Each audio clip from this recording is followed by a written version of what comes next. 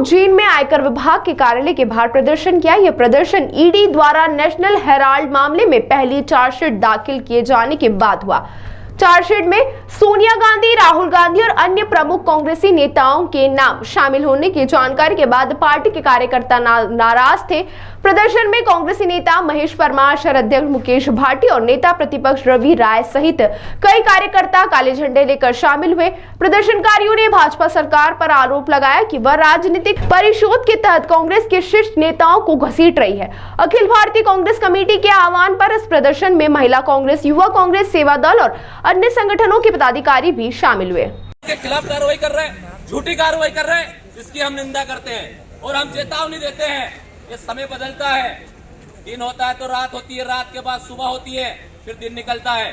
आप सारे लोगों का जो दुरुपयोग हो रहा है, पुलिस दारू बेच रही है, जेल में दारू की दुकानें बंद करके सरकारी कर्मचारियों से दारू बिकवाया जा रहा है। किस तरह से अन्याय, अत्याचार भाजपा के राज में हो रहा है, मोहन यादव के राज में हो रहा है और नरेंद्र मोदी, अमित शाह के राज में हो रहा है। हमारे जो देश के युवा विदेशों में जो जॉब करने गए थे, अमेरिका में, बेड़िया हाथों में हथकड़ियां डाल करके उनको देश में लाया गया, देश का नाक कटवाया, देश की नाक नीची करवाई। इन लुच्चो लोगों के लिए, बदमाश लोगों के लिए अमित शाह, मैं कह सकता हूं कि आप सर्च करिए कि सबसे बड़ा गुंडा कौन देश का, तो उसका नाम आएगा अमित शाह। और वो पद पर रहते हुए जेल में गया, गुजरात में जब गृह मंत्री थे उस समय जेल में डाला गया।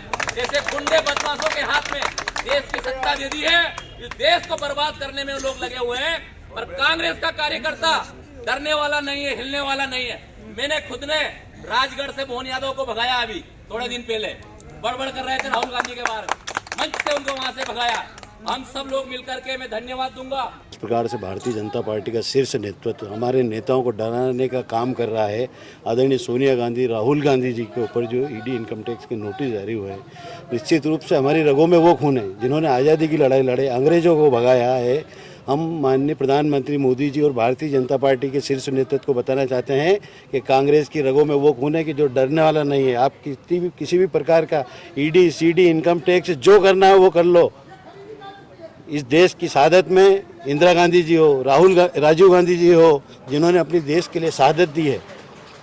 राष्ट्रमाता इंदिरा गांधी जी ने अपने जिस्म पे 36 गोलियां खाई हो। पंडित जवाहरलाल नेहरू, जिन्होंने माफ़ीनामा नहीं लिखा अपनी पत्नी के अंतिम समय में, जब अंग्रेजों ने उनसे माफ़ीनामा की बात करी तो माफ़ीनामा नहीं लिखा। जो माफ़ीनामा लिख के राजीनामा करने वाले लोग आज हमसे ईमानदारी का सबूत मांग रहे हैं, देशभक्ति का प्रदर्शन किया गया। आज हमने पूरे देश में ईडी इनकम टैक्स के ऑफिसों पे कांग्रेस पार्टी आंदोलन कर रही है। पूरे देश में आज कांग्रेस का एक कार्यकर्ता आंदोलित है। किसको